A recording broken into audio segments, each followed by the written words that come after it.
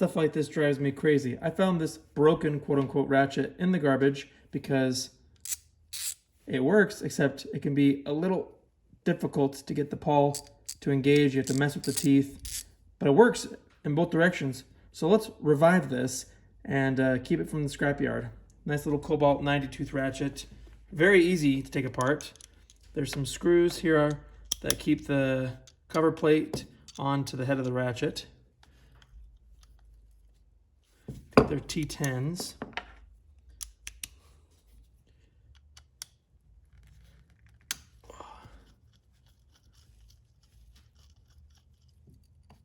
There's one.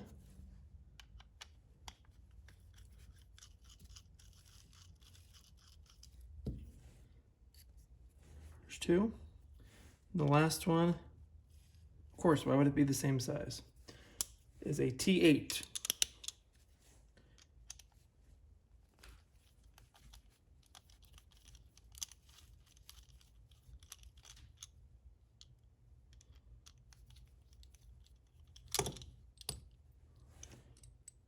Almost there.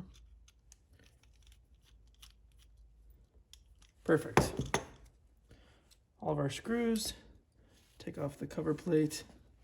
I mean, look at that. The only issue I see is it's just bone spanking dry in there, which obviously we'll change that. But just, whoop, we lost a spring.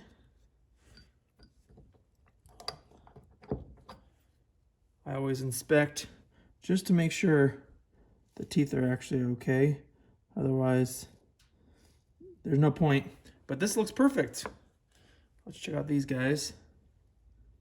You can see that besides just being bone dry, there's zero issues with this ratchet. It just needs some cleaning. So I'm gonna get some brake clean. Spray down all these parts, even though there's practically, like I said, nothing on these. Give a little scrape with a brass brush.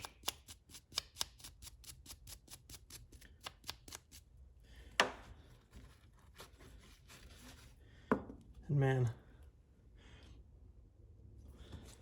clean the inside. We could take all this out if we want. Take that. Spring.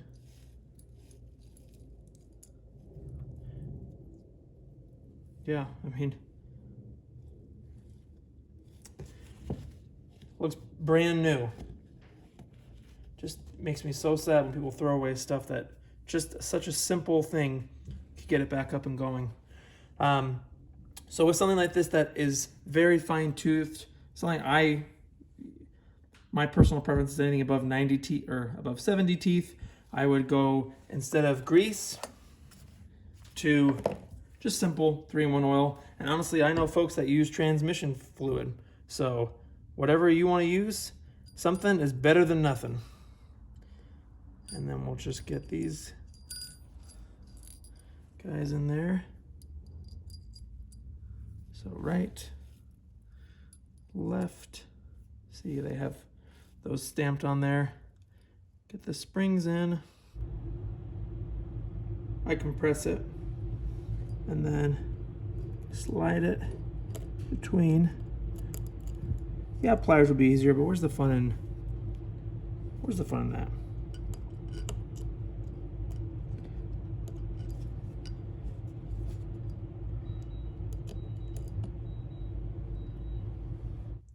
Again, you can use pliers, but our fingers are sometimes the best pliers. Okay, and there you go. Then I'll just get that gear in there with the wave spring. And boom, it's that simple. But now we should lubricate everything. Just adjust the springs a little bit, pull them in. And 3-in-1 oil, I'll link it below. This stuff does wonders, so it's always nice to keep on hand. Just a couple drops. And then maybe I'll put one up here. Now let's close it up before something falls out of place.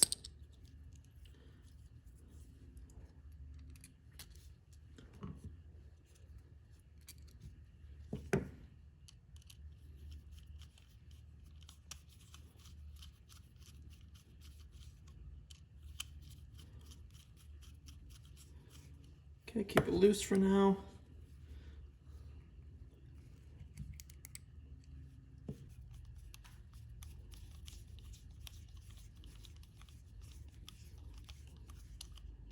There we go. See what it sounds like.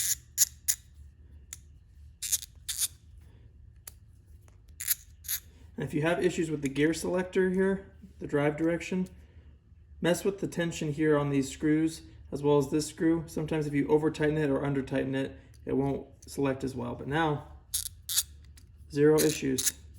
Look at that, 10 minutes of my time, and this ratchet works almost brand new. Just remember to lubricate it often, and that'll help these things last. Thanks for watching.